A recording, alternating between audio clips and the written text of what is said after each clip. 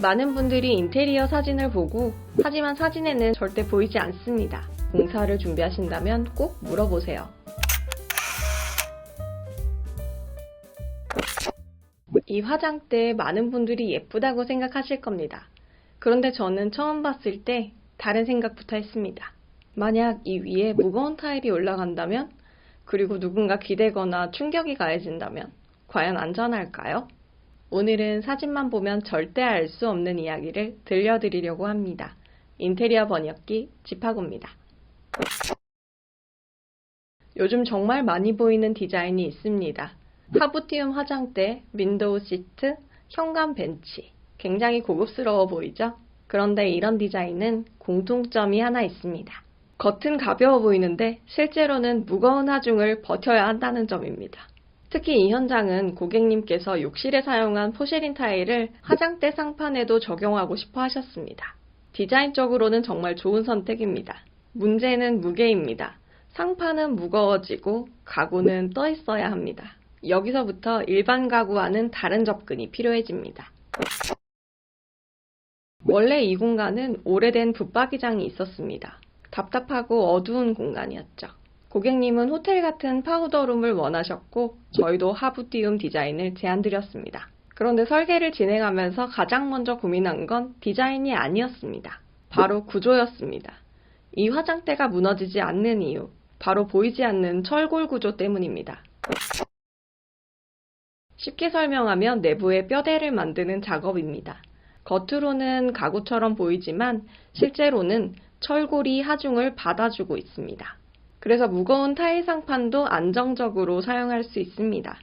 사실 이건 화장대만의 이야기가 아닙니다. 요즘 많이 하시는 윈도우 시트, 현관 벤치, 타일 세면대, TV 하부장 모두 같은 원리가 적용됩니다. 하중이 크다면 반드시 구조를 먼저 검토해야 합니다.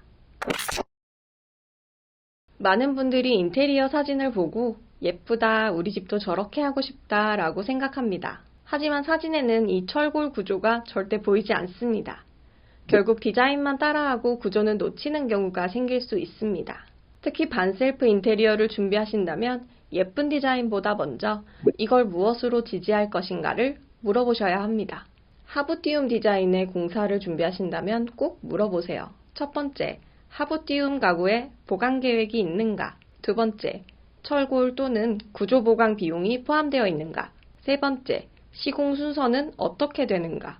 이 질문만 해도 큰 실수는 줄일 수 있습니다.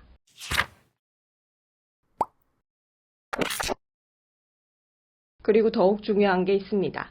이런 디자인은 가구 공사 하나로 끝나지 않습니다. 철골 작업, 전기 작업, 목공 작업, 타일 작업, 가구 작업, 여러 공정이 순서대로 연결되어야 합니다. 이번 현장도 마찬가지였습니다. 철골 구조를 먼저 계획하고 간접 조명을 위한 목공 작업을 준비하고 전기 배선을 정리한 뒤 타일과 가구 공사를 진행했습니다. 이렇게 여러 공정이 맞물려야 겉으로는 단순해 보이는 하부티움 화장대가 완성됩니다. 결과적으로 고객님이 원하셨던 호텔 같은 파우더룸이 완성됐습니다. 하지만 오늘 이야기의 핵심은 디자인이 아닙니다. 하부티움 가구를 계획하고 있다면 반드시 구조를 먼저 확인해야 한다는 것. 사진에는 보이지 않지만 결국 공간의 완성도를 만드는 건 이런 보이지 않는 설계입니다. 다음에 인테리어 사진을 보실 때는 예쁘다 해서 끝나지 마시고 이건 무엇으로 버티고 있을까 한번 생각해 보세요. 그 질문 하나가 반셀프 인테리어의 시행착오를 크게 줄여줄 수 있습니다. 어려운 인테리어 쉽게 번역해드리는 지파고였습니다.